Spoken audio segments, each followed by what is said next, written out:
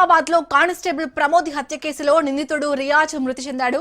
రియాజ్ ను పోలీసులు ఎన్కౌంటర్ చేశారు. ప్రభుత్వ ఆసుపత్రిలో ఏఆర్ కానిస్టేబుల్ నుంచి రియాజ్ గన్ని లాక్కునే ప్రయత్నం చేశాడని పోలీసులు తెలిపారు.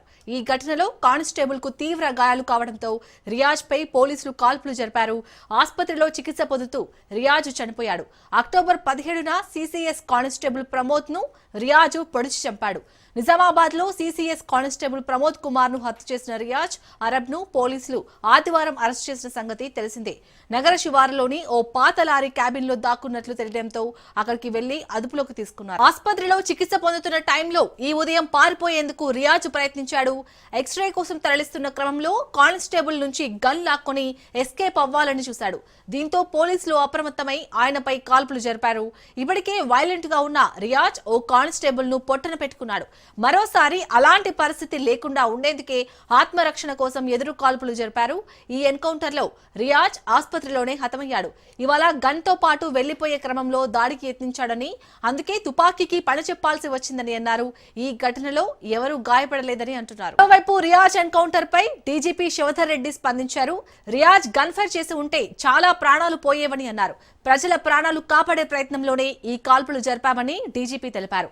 పోలీసులపైకి రియాజ్ కాల్పులు జరపబోయాడని అన్నారు.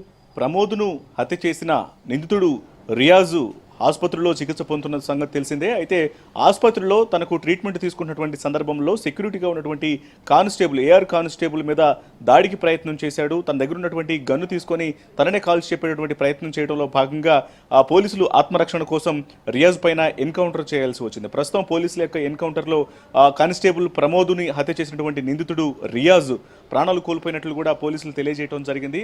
ఈ యొక్క ఇన్సిడెంట్ ఇంతటితో దీనికి సంబంధించి కూడా పోలీసులు ఒక స్పష్టమైనటువంటి వివరణ కూడా ఇచ్చారు. అయితే గత కొన్ని రోజుల క్రితం రిమాండ్కు తరలిస్తున్నటువంటి సందర్భంలో నిందితుడు రియాజ్ ఉన్నటువంటి ఆ కానిస్టేబుల్ను విధుల్లో ఉన్నటువంటి కానిస్టేబుల్ను పొడిచి చంపినటువంటి ఘటన సంచలనాత్మకంగా మారింది. దీన్ని సీరియస్గా తీసుకున్నటువంటి తెలంగాణ పోలీసులు డీజీపీ ఆదేశాల మేరకు కేసు దర్యాప్తు ముమ్మరంగా జరగాలంటూ కూడా ఆదేశాలను జారీ చేసిన తర్వాత ఇమీడియట్గా ఇటు డీజీపీ ఇచ్చినటువంటి ఆదేశాల మేరకు నిజామాబాద్ సిపి సాయి చైతన్య దర్యాప్తు వేగవంతం చేయడం జరిగింది.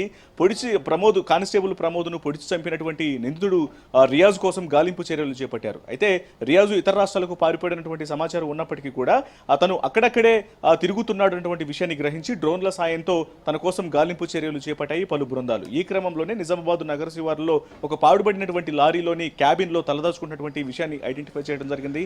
అక్కడ అతన్ని అదుపులోకి తీసుకున్నటువంటి సందర్భంలోనే తను వేరొక వ్యక్తి యొక్క బైక్ ఎక్కి పారిపోతున్నటువంటి సందర్భంలో వాళ్ళిద్దరి మధ్య ఘర్షణ జరగగా